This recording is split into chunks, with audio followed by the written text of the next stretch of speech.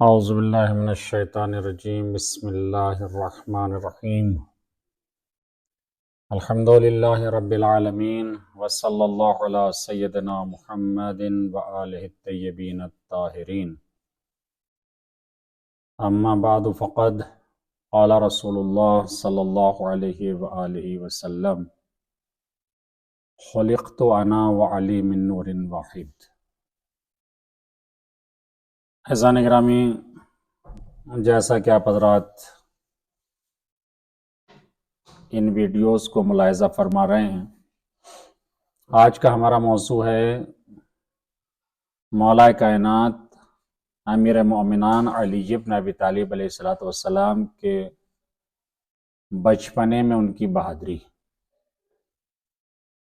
جناب فاطمہ بنت اسد فرماتی ہیں کہ جب میں خانہ کعبہ کے قریب گئی اور علی کی ولادت ہوئی تو میں نے انہیں کپڑے میں لپیٹا، لیکن جیسے ہی میں نے کپڑے میں لپیٹا تو علی نے اس کپڑے کو پارا پارا کر دیا۔ پھر میں نے 2 کپڑوں میں لپیٹا تو علی نے پھر دوبارہ ان کپڑوں کو پارا پارا کر دیا۔ اس کے بعد میں نے تقریباً کپڑوں کی 6 تہہ بنائی، جس میں کچھ ریشم کے کپڑے تھے اور کچھ چمڑے کے کپڑے تھے۔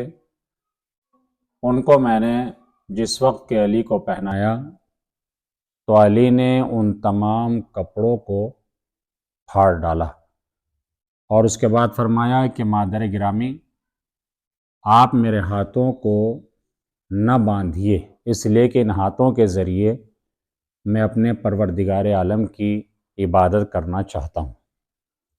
تو واقعی بچپنا ہے، لیکن اس کے باوجود بھی شجاعت اور بہادری کا یہ عالم ہے کہ جس قنداق اور کپڑے میں جناب فاطمہ بنت اسد لپیٹ رہی ہیں تو بچپنے میں ہی مولا کائنات نے ان کپڑوں کو پارا کر دیا۔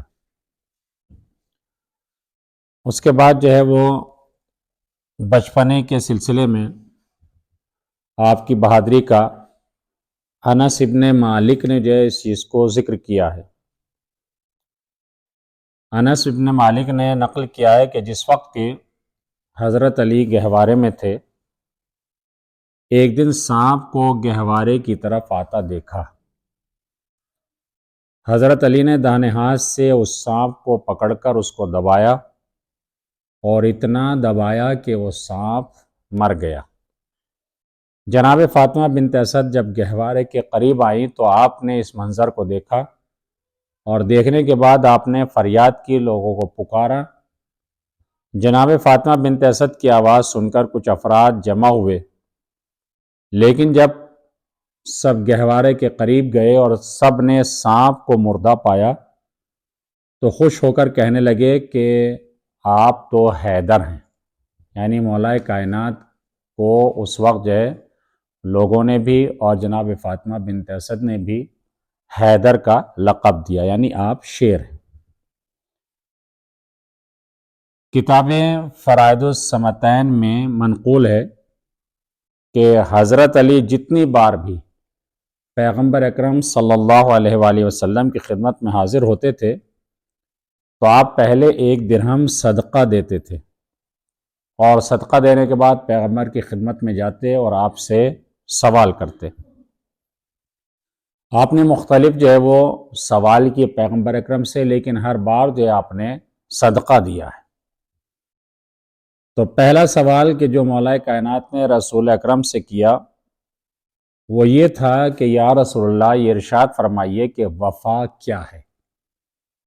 تو پیغمبر اکرم نے جواب میں ارشاد فرمایا، وفا یعنی توحید سے وفاداری اور اس بات کی گواہی دینا کہ خدا کے علاوہ کوئی دوسرا خدا نہیں ہے، یعنی اس کی وحدانیت کا اقرار کرنا اور اس کو وحدہ لا شریک جاننا، یہ حقیقت میں وفا کا مطلب ہے۔ اس کے بعد مولا کائنات نے پیغمبر اکرم سے جب سوال کیا، آپ نے سوال کیا کہ یا رسول اللہ، یہ فرمائیے کہ فساد کیا ہے؟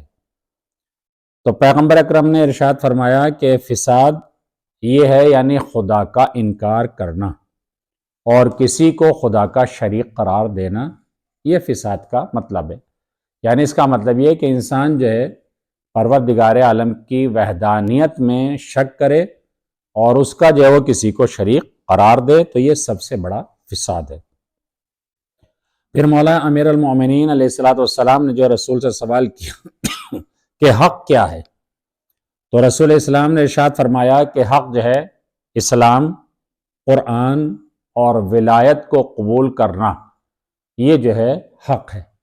کیونکہ اگر انسان جو ہے قرآن اور ولایت اور اسلام کو قبول کرتا ہے تو واقعی اس نے حق کو قبول کر لیا ہے۔ پھر مولا کائنات پیغمبر سے سوال کرتے ہیں، یا رسول اللہ مجھ پر کیا واجب ہے؟ تو پیغمبر اکرم نے ارشاد فرمایا خدا اور اس کے رسول کی اطاعت، یعنی ہر انسان کے اوپر خدا اور اس کے رسول کی اطاعت جو واجب ہے، لازمی اور ضروری ہے، اور اسی کے ساتھ ساتھ اہل بیت علیہ الصلوۃ والسلام کی ولایت کا اقرار کرنا انسان کے لیے لازمی اور ضروری ہے۔ پھر مولا کائنات سوال کرتے ہیں کہ یا رسول اللہ خدا کی بارگاہ میں کس طرح دعا کی جائے، میں کس طرح خدا کی بارگاہ میں دعا کروں؟ تو پیغمبر نے فرمایا یا علی، انسان اگر اللہ کی بارگاہ میں دعا کرنا چاہتا ہے تو دعا صداقت اور یقین کے ساتھ ہونی چاہیے۔ یہ نہ ہو کہ انسان جو اللہ کی بارگاہ میں دعا بھی کر رہا ہے لیکن اسے اپنی دعا کے اوپر یقین نہیں ہے، یا دعا تو کر رہا ہے مگر یہ انسان جو کیا ہے جھوٹا ہے، یہ سچائی پر عمل نہیں کرتا ہے۔ تو پیغمبر نے فرمایا کہ اگر تم یہ چاہتے ہو کہ تمہاری دعا قبول ہو جائے تو تمہاری زبان میں صداقت ہونی چاہیے اور تمہیں اس بات کا یقین ہونا چاہیے۔ پھر مولا کائنات نے پیغمبر سے سوال کیا رسول اللہ اپنی نجات کے لیے میں کیا کروں، یعنی انسان جو کس طریقے سے نجات حاصل کر سکتا ہے؟ تو پیغمبر اکرم نے ارشاد فرمایا کہ یا علی، اگر انسان اپنی نجات چاہتا ہے تو اسے چاہیے کہ حلال غذا کھائے اور ہر حال میں سچ بولے۔ اگر انسان جو ہے حلال غذا کھائے گا اور ہر حال میں سچ بولے گا تو یہ انسان جو ہے وہ قابل نجات ہے۔ لیکن اگر انسان جو ہے حرام غذا کھائے گا اور ہمیشہ جو ہے جھوٹ کو اختیار کرے گا تو پھر اس کے لیے نجات ممکن نہیں ہے۔ پھر جو مولا کائنات نے سوال کیا یا رسول اللہ ارشاد فرمائے کہ راحت اور آرام جو ہے وہ کس چیز میں؟ ظاہر سی بات ہے دنیا میں انسان جو ہے یہ سوچتا ہے کہ جس کے پاس دولت ہے، جس کے پاس مال ہے، جس کے پاس جو حکومت ہے، اس کے لیے سب سے بڑی راحت اور سب سے بڑا آرام ہے۔ لیکن پیغمبر اکرم ارشاد فرماتے ہیں کہ اگر انسان راحت اور آرام چاہتا ہے تو راحت اور آرام جو ہے خدا سے ملاقات میں، یعنی واقعی کتنا اچھا اور کتنا بہترین جملہ جو ہے پیغمبر نے ارشاد فرمایا کہ اگر انسان جو سکون تلاش کرنا چاہتا ہے، آرام تلاش کرنا چاہتا ہے، راحت اور سکون تلاش کرنا چاہتا ہے تو آئے وہ خدا کی بارگاہ میں، اور بارگاہ میں آنے کے بعد جو خدا سے راز و نیاز کرے، جتنا راز و نیاز کرے گا اتنا ہی اسے سکون میسر ہوگا۔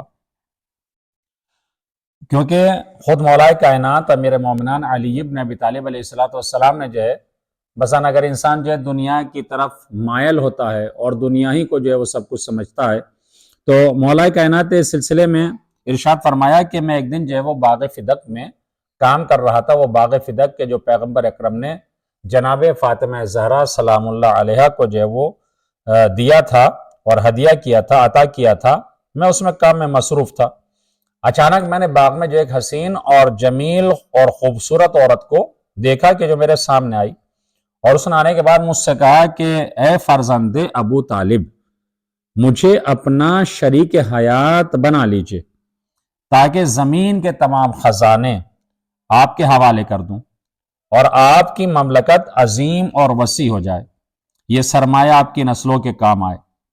میں نے اس سے پوچھا، مولا کائنات فرماتے ہیں کہ میں نے اس سے پوچھا تو ہے آخر کون؟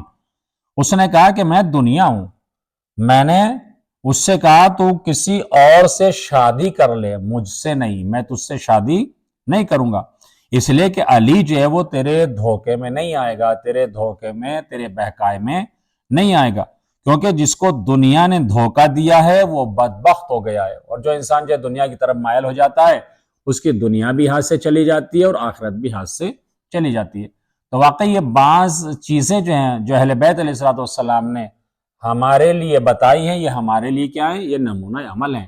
ہم ان تمام باتوں پر عمل کر کے ان سے درس عبرت حاصل کریں کہ ہمارے معصومین علیہ الصلوۃ والسلام ہم سے کس چیز کے طلبگار ہیں اور کیا چاہتے ہیں، ہمیں کس چیز پر جو عمل کرنا چاہیے، تاکہ ہم حقیقت میں اور حقیقی پیروان اہل بیت علیہ الصلوۃ والسلام بن جائیں اور ہمارا شمار جو ہے محبان اہل بیت علیہ الصلوۃ والسلام میں ہو جائے۔ السلام علیکم ورحمۃ اللہ وبرکاتہ۔